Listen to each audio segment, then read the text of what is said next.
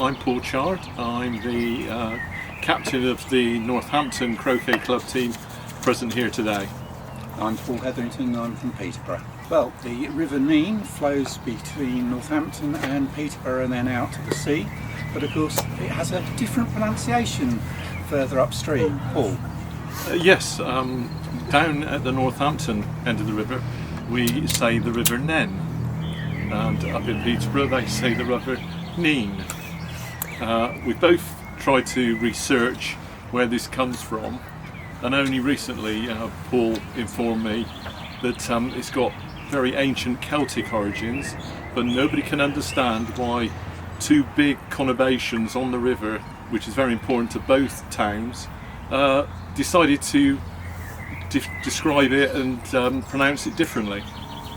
So being both members of the national governing body, the Croquet Association, we got together because the two clubs don't get a chance to play very often together because we're in different areas in terms of league matches, and yet we're relatively close.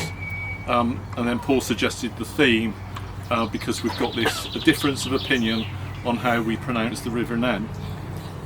Neen. and thus it goes on back in between us.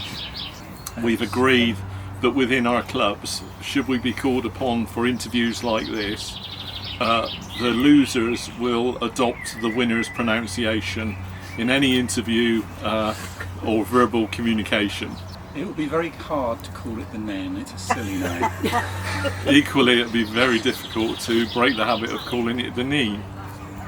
So I'd just like to say, in all seriousness, I mean, we've had great fun here today, having a competitive game of sport, but it's really good fun, and I'd encourage anybody to come down to either Northampton or to Peterborough Club, join in, start playing croquet. It's like snooker and chess combined. It's really interesting and it's a very stimulating game to play.